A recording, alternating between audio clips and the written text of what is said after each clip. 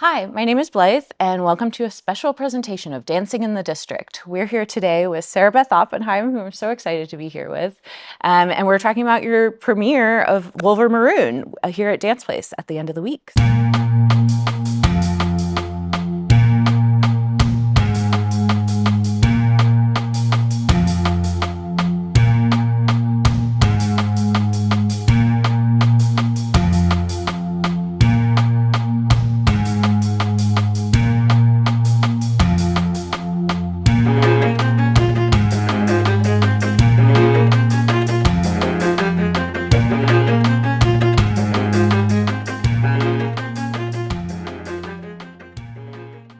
I'm really excited to be, you're really like in tech right now. So thank you for taking the time.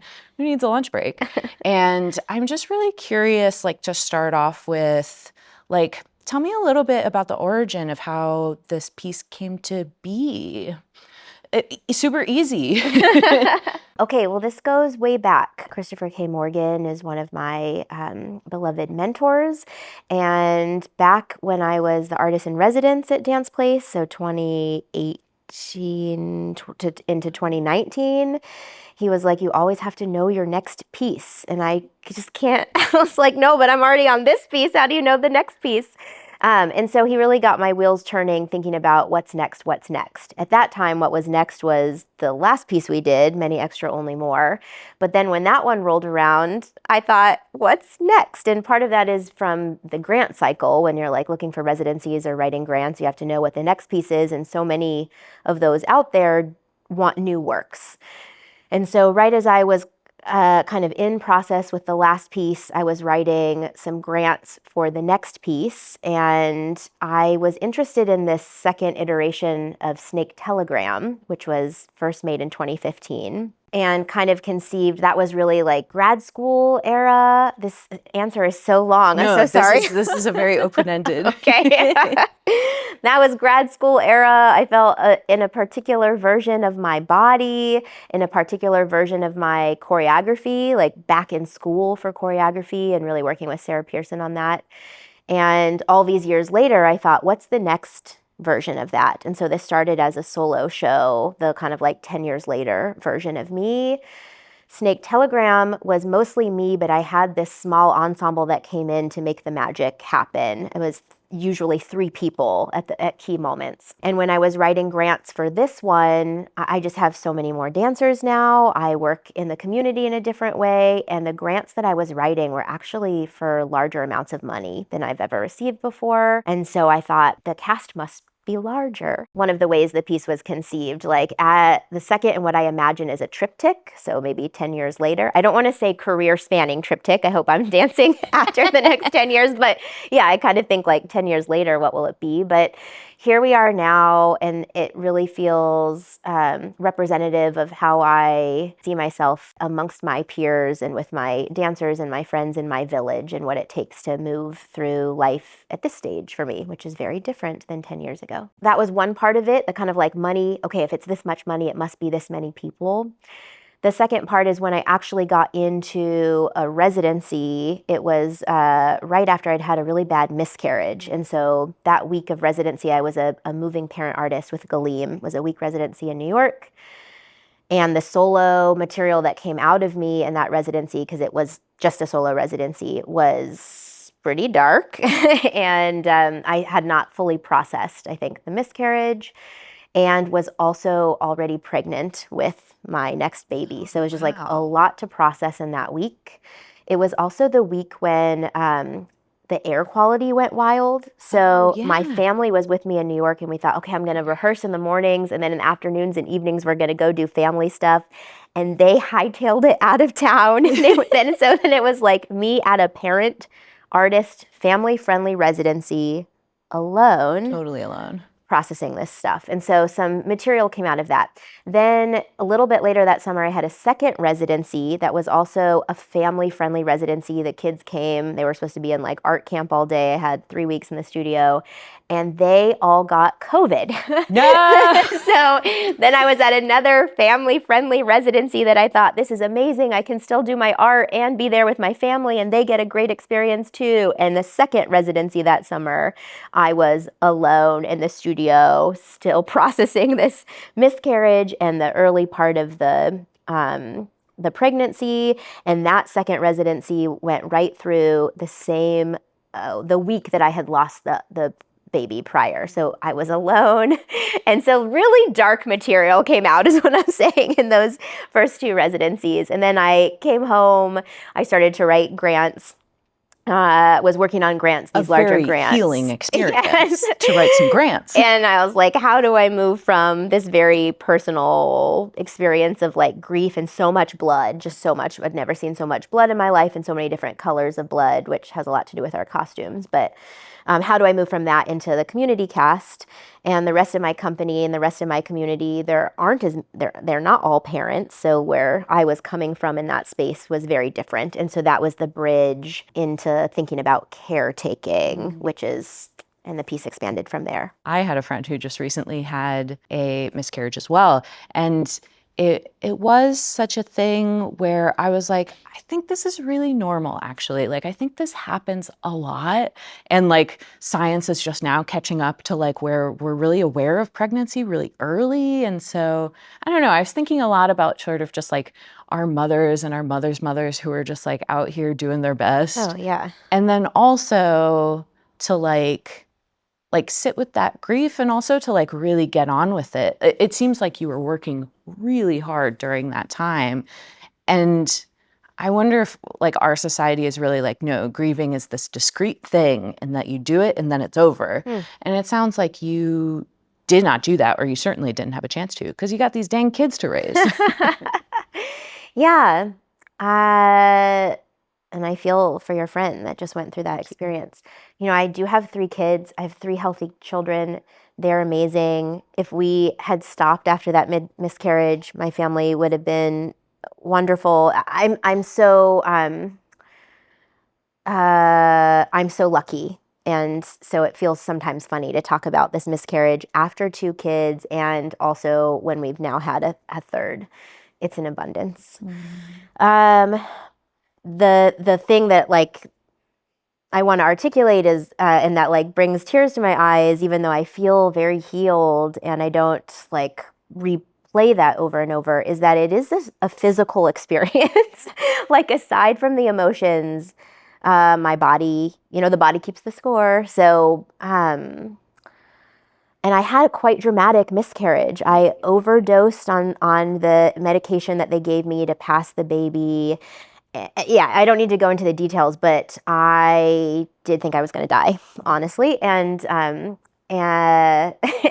so that lives in my body. So it's like I'm in a very good place. My body is healthy and I have these 3 healthy kids, but I really went through it and I bled for so many days in a row that it was just like it was like 38 days or something like that. Gosh. That I did move into a phase of, and this was like just as we were moving into Mian, but I did move through this phase of like, I've never seen all these colors of blood come from my body, which, you know, healing for me and moving on from grief for me is like being able to talk to Claire and Faryn about the color palette of the costumes, which at, you know, a certain point was just like, well, what if it's all the colors of blood that possibly come from the human body? Because that was such a part of my experience in that discrete period. But then like every time I got a period after that and the blood after birth, I also hemorrhaged after Asa was born. So just like a lot of blood for a whole year that made me feel very different ways. Because sometimes, you know, anyways.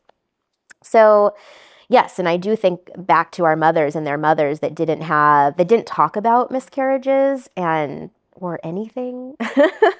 And I'm so glad that I am able to talk with my mom about this. And I knew, I'm 42, so this wasn't even my first miscarriage. It was just the most dramatic one. They're very common, and I do think women talk about them more. But it's the physical experience. All right, so moving on. It's not that like grief is a thing that ends. For me, it was being in rehearsal, it was being able to create, it was being able to process that early solo material. And then it lived there, like then it's like, oh, that feeling can just live there. And I don't need to take it home because I did it in rehearsal, and it's a nice container for it. But as that was kind of the first year of research for this piece. As I brought the work to the company and it expanded out to this other thing, and everybody has their different experiences with reproductive everything, and we run the gamut in the company. I wanted, like, in some publicity last week, it was like, oh, this piece is about grief. And I was like, it's not, actually. It's not about grief. It did begin there, but it's really about harnessing the power of the body and all the different things the body can do through caretaking. And I do feel like the piece arcs into through healing. And there's one particular section in which it's named after a prayer for healing, the Mishaberach, which is a prayer for healing, particularly for those in need who can't be present at the time when a congregation is singing the prayer. And I wanted to make a dance out of that, and I really thought a lot about, like, what does that prayer look like? And I found myself wanting to make a canon, a dance canon, because you send out the call and it comes back and it comes back and it comes back. And there was something that was one of the first group sections we made for this work. And there was something very healing in that for me, that, like, to physicalize the prayer. And that's how I wrote about it in the grants too. Yeah, a prayer for those in need through canon, or around in music. So I feel like the piece moves into that. It does not stay in grief. I feel like I start the piece totally depleted, and 90 minutes later, I end the piece so full and of everybody. It really, like, starts with me, but it ends of everybody, not of me. Very intentionally, like, this could be any of us, this could be any of you, and also it takes all of us and it takes all of you. And I hope I hope people walk away with that arc. And yeah. It's very beautiful. And I love that, the sort of like the somatics of it all, just that, like, these physical experiences, I think also, given the times, but, like, I think we are a really disembodied society sometimes, at least, we're very, like, Protestant realness here in the US of A. And I think there's just something really interesting to that, of sort of like, like, when the trauma happens to the body, how do you use the body then, or how do you work with the body, I guess, to get to, like, another place, and to integrate that into your being and yourself, and how you do that with others. Physical ritual. Yeah. Gathering on a regular basis, doing your pliés in dance class, making a prayer out of a dance. I think, that idea of inviting ritual and spirituality through dance into the healing I think that's the only way. I mean, I know ways from my like my religion and my faith, like, but those are also all kind of like choreographed rituals. Like in Judaism, the number of days that you sit Shiva after a death, the number of months that you technically, like, mourn in this way, the number of years that you technically mourn. I'm saying, like, technically mourn because there's like benchmarks that are built in. And I, from a very young age, whether I could articulate it or not, have relied on those benchmarks. And so I think I just kind of probably took that structure and put it into the dance. Because if I'm sort of just realizing this now, but if I were to overlay that math onto the, it's like, okay, for the first 6 months, it was the solo material, and then came that section, Misha Bera, the, like, prayer, and then came the community cast, and that sort of mimics the same, like, that kind of, like, those morning benchmarks and from my how I grew up, culturally Jewish. They were onto something. Yeah. Yeah. It's helpful to Thousands have of years of experience. They could be right. Yeah, and again, the air quotes, because it's not like rigid, but I've always felt the first death that I experienced when I was at college, and I didn't have that ritual in those particular timestamps with those particular groups that I had growing up, was when I realized that a very close family friend died when I was a freshman, I think. And I had a very difficult time processing it. And in that time I was like, oh, I was not with the family in the 7 days. And then I was not at the unveiling 6 months later. So I think I've just built that through our community. Like rooting yourself in that physicalized ritual and in that physicalized ritual with other people, I think is really important. Yes, which is so important. And in Judaism, always with food, which is of course what we do in rehearsal. You got to have snacks at rehearsal. Yes. That's so interesting. I also think this sort of idea of the triptych of works and also a triptych that you don't quite know how it will end is very interesting. And I think also seeing both works, you can really see the connection through them and sort of how the character of you has evolved and changed over the last 10 years, as well as how much more vibrant and huge your village has become, in fact. And it's an interesting contrast to go from super alone to having this huge group with you. Do you find that working with these because in Miam, you had in Many Extra Only More, you had 40 people? Crazy. And you have sort of a similarly sized cast for this show. Do you find that that is a unique challenge that you're really interested in, working with big groups? First of all, going from 40 to 31 of this show feels like a breeze. Also having the logistics from Many Extra Only More of being on 4 different floors and having to communicate via walkie-talkie from outside the building also makes this much easier. We're all in one space. We can all talk and hear each other at the same time. I think I feel this mandate, the more, I can only move through the community the way I move because people show up. They show up in class, they show up to support the work, and I feel that I want to keep that wheel spinning or keep that ball rolling. There's something about, especially coming out of the pandemic, of how does an opportunity that I get, it's not my opportunity, I'm trying to say, it's the dancers and the company's opportunity. And then when I do have these wild dreams of filling a space with so many people, it's all these people that come to my Monday night class regularly, I just want to they give to me every Monday. That puts, food on my table and fills my heart up and gets me through every single week dancing with everybody in our Monday night modern class. And so I just want to find a way to share back with them. So in terms of unique challenge, it's I don't know. I just feel like I'm inside of it, and it's just that reciprocal nature of us all sharing time and space together, and that being so important.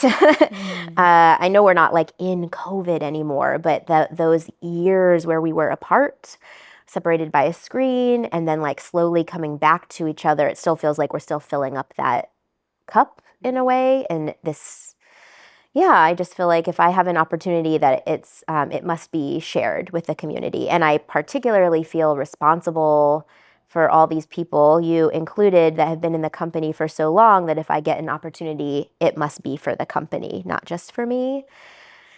Yeah, what about me? What about my performance opportunities? And I think another piece in that puzzle is I'm really slow now. I, used to make a couple, one big work a year and maybe a couple smaller things and some showcases. And now it's one work every 2 years. I just work at a slower pace. And so it feels even more, I feel the responsibility. It doesn't feel like a burden at all, but I feel the responsibility to I've got to get you guys performance opportunities. And that goes back to, regardless of having a performance, I must rehearse with you every week. I must have my weekly, this is my, it's become my friend time, my village time, my work time, the thing that fills me up as an artist. And so if I'm going to ask you all to rehearse every Sunday, then I think we should have a show at the end of it. No, I Is part of really that. love that sort of like spirit of abundance and like that, the resources you put out will be brought back to you in these ways. And I feel like there's a connection between that and like the work itself is quite maximalist. Like there is a lot of layers. It's very dense.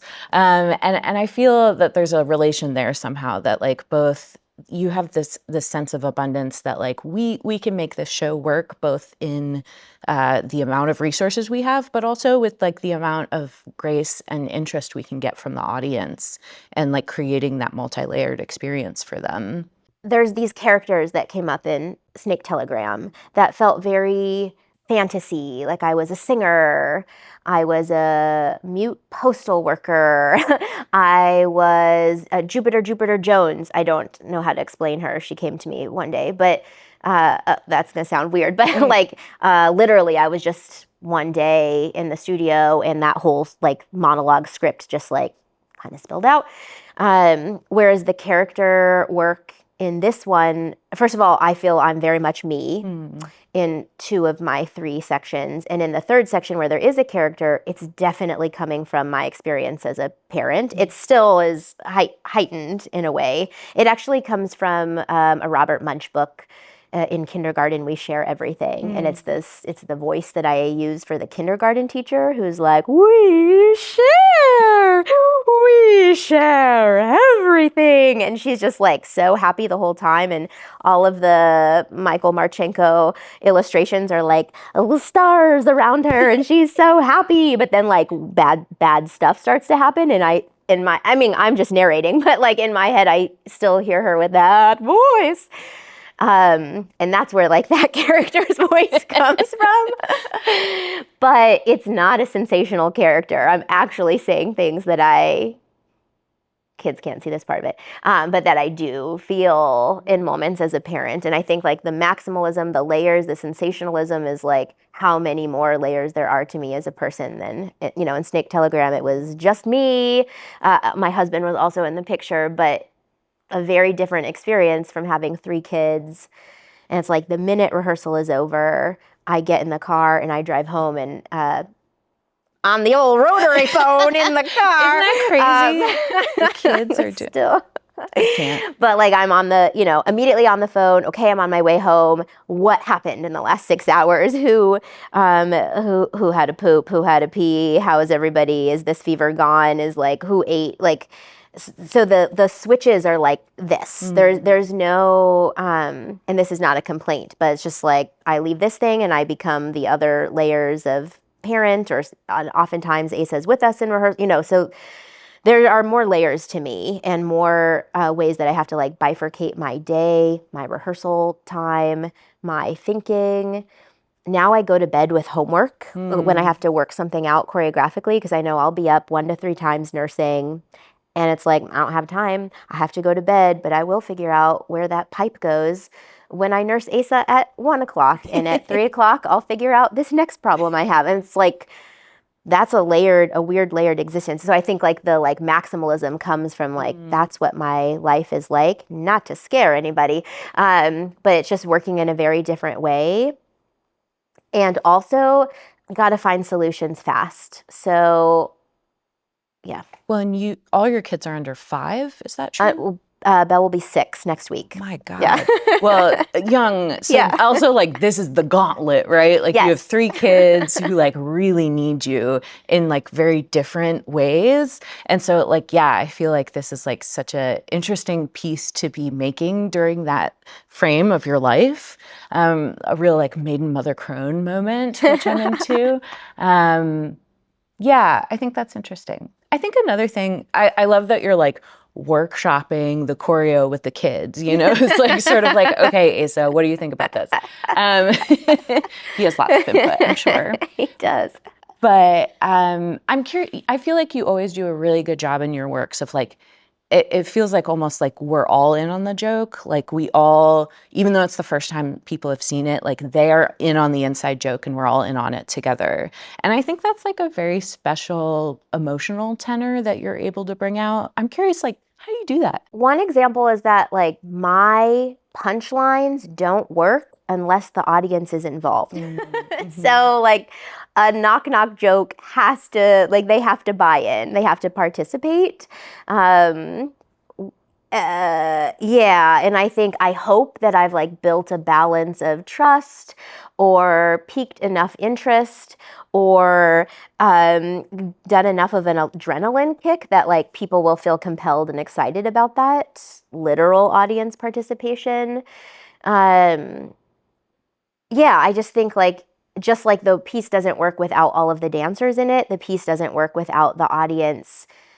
Or rather, I'm trying to give them a bite, if you will. So many bites in this piece, but like, I want them to taste it. I want them to taste it. I want them to feel it. I want them to identify with something. Like, they're not going to identify with everything, and that's why I really wanted to expand it from like motherhood to caretaking. We've all administered care and or been cared for at some point in our lives. Hopefully that's an ongoing experience. Sometimes it's absent. But we know that. And so if that's a baseline, then we can play off of that. And I just think it's more fun to do it with them.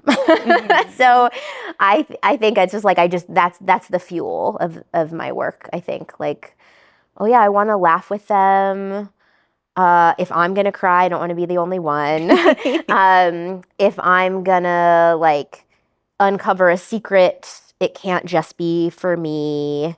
It has to be for at least one other person in the audience. But I do also enjoy over the course of the career, like Easter eggs for people that have maybe seen all of the works, or I hope that there are people that have, seen Snake Telegram 10. I also did it like 7 and 8 years ago too. Is that like I did it a couple times, but I hope that they see some Easter eggs too. Some of those have ended up on the cutting floor. Dagmar was supposed to return briefly, but yeah, I hope that there's like connections that people can make, and I think that's part of it too. That like we're in a long-term relationship. I love that. And you can drop in anytime. It's like Monday Night Modern. You can drop in anytime, but hopefully this is a long-term relationship, and we'll see you again. And so here's something to chew on until the next time. And, but also like, I really hope there's a next time. Like, I hope this is the beginning, if it's your first time, the beginning of a relationship, and that we grow on that. And then like something from that ends up in the next piece. We have one silly one. Do you want to hear it? Yeah, I'd love to. Without giving anything away, you do have some props in this piece. Oh, so many. Can you talk to me about like maybe like who's your favorite prop right now, and tell us about it. How'd you get there? Why do we have this on stage? Yeah. Okay. This goes back to the middle of the night nursings. Which weren't like psychedelic or anything, but sleep deprivation and ideas that you have in the middle of the night are real different than the light of day. So, and just to be clear, I'm still sleep deprived during the day. I have not slept through the night in 16 months. But so some like bizarre things came to me. And part of parenthood is like transitions are quick and I must accept them, because if something doesn't go as planned, or it's not like, I don't have control. I don't have control over when the kids need something, or when they can't transition, or whatever. So part of what I've tried to accept in motherhood is like an acceptance of unexpected transitions. And I realized as I was, researching and working on this piece in the early stages of like, well, I guess that's what the piece is going to be. I don't, even though we had 2 years sort of, I gotta take it. So if a weird prop came into my head, I just said yes. So my favorite prop right now, without any context, is meatballs. Liz Barton just made them so beautifully. They actually do look so good though. Yeah, so that's really a favorite prop, but it's really hard, especially Liz, our cardboard engineer, made the majority of props that you'll see on stage, and it's hard to choose a favorite because she's really amazing, as are the army of helpers that made that happen. I also will say there are some other props that are, there's just like a lot of kids' toys, because that's my life, and my life is very much like I'll be prepping for class or prepping for rehearsal, and kids' toys are around me or being played with or stepped upon. And so every time we like move the props from car to studio or back into car or whatever, and they go off, the like singing goes off, it's very much like, well, that's what I'm trying to do on stage. So kind of the chaos of all that, like the cacophony of children's toys that have batteries works really well here. It's a real vibe, and it works for me. And again, that's just like my particular experience inside of Layers, but it felt apropos to be surrounded by the same stuff that I'm surrounded by when I'm thinking about this piece and thinking about the dancers and thinking about the community that will see it. Though this piece started from my experience as a parent, it's not only about that. I really want it to be about caretaking writ large. I really have Mallory from the Kennedy Center to thank for this, because she walked me through a conversation about a year and a half ago, and she actually brought me around to, I think this is about caretaking on a larger scale, so I'm very grateful to that conversation. However, I, since becoming a parent, am looking for ways, first of all, to figure it out, to parent artistry. And so really wanted to signal that. And so I'm working with Dance Place. We have special ticket prices for parent artists.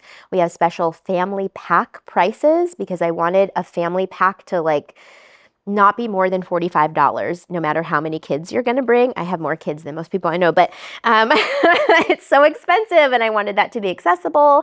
And we're also offering free childcare on Sunday, the Sunday matinee. I'm also calling the Sunday, so you have to register at heartstückbernie@gmail.com if you want free childcare. So you'll email me and I'll set you up for free childcare for the show. We're also calling the Sunday matinee a family-friendly performance. It's not child friendly. I would say not. Family friendly. And what I mean is my children will be at the show. We'll change some of the explicit language to PG. No real curse words, but some substitutes for curse words. And during the one portion of the show that my kids are certainly not allowed to see, and but I won't make that choice for other parents. It is also about them. It is about them. It is about them, and it's with explicit language that I can't PG down for jokes. So we will invite the kids at that time to leave the theater, and they'll get a snack break and a little wolf art project break. So fun. So that will be like a little intermission for the kids during that part of the show. Parents can make their own choices about that, of course. But the show will go on with the other content. Kids will have a different experience in the lobby, and then they'll supervise, and then they'll come back in. So that's what I'm calling family friendly. The other family friendly idea is, that you can put your kid in childcare, and also just to signal like there will probably be some other voices and a lot of extra moving around in the theater that day. So that's what I'm looking for as a parent. I'm looking for as a parent when I go to a show, not to ruin the dancers or the audience members' experience, but also wanting to show my kids art that's not, only children's theater. So I'm hoping that there's kind of something for every parent's choice in there. And I do think there's parts of the show that kids will particularly enjoy. And there will be, special kids activity at the end of the show too. Wow, the caretaking goes all the way down. Caretaking for you. I think there's probably some like parental guilt in there. How do I, for sure. How do I get, make my kids happy too? But I think, we've talked for, like the fourth wall in dance, like, oh, we're engaging the audience. And it's like, what's the next step of that is like engaging the whole person of the audience, and also all of their hangers-on, also known as children. I want, so much of my time is away from the kids and out of the house, especially when we get down to show week. And it is important to me that I think I'm modeling something for my children. Go out, follow your dreams, make these, magical things happen. And my partner supports me in doing that, and I try and support him when he does that with his projects. He does a lot more for me. But I do, in that same sort of thing of like, if I'm caretaking community, I'm trying to give back to the kids, and I want them to also feel some ownership, because so much of this material comes from they've really delivered a lot of content. whether they know it or not. And they've certainly shared a lot of their toys, not that they know. And they'll find out on Sunday. Yeah, and I want them to like, do I want to be cool to my kids? I don't know, but like I want them to like feel part of it. Just like I want the audience to feel part of it, I want the kids to feel that they're invested in it. So I can do it again. Yeah. Yeah, can't wait for their debut. Oh, yes. Yes. So many thoughts. I did birth 3 directors, not 3 ensemble members. That does seem right. They have their own ideas about how they'll be joining the show. Were you saying that Belle was like, I think my piece, I really need the batteries in so people can hear my playing. Yes, he will be playing music at the end of the show. And I said, I'll take the batteries out of that instrument. And he's like, but they won't be able to hear me, hello? Mom. Like, okay. Yeah, that's right. It's all about you, my friend. And Maud last night on the phone with my dad, their nightly call, said, I want to practice my beautiful dancing for you that I'll do at the end of the show. Oh my God. Well, I can't wait. Yeah. Let's go. Well, lots of secrets yet to discover. You can see Wolver Maroon on Friday, Saturday, Sunday here at Dance Place. Where can people find out more about your work? They can go to the Instagram at Heart Stück Bernie, Stück spelled S-T-U-C-K. But we're not stuck. We're just pieces of a heart. And SarahBethOppenheim.com. Although that hasn't been updated in a pretty minute, because did I mention I got 3 kids? I don't even think Wolver Maroon is on the website right now. Instagram is the place to go. Tickets available at Dance Place. We hope to share all these secrets and props with you this weekend. Sarah, thank you so much for taking the time to speak with us today. Thank you, Blythe. I really can't wait to see it or be in it. I won't see it. I will see very little of it. Starring role. Hi. Thank you, Blythe. Thank you, David, Dancing in the District. Really excited to be part of this series. David's been doing such amazing things with Dancing in the District. So thanks, David.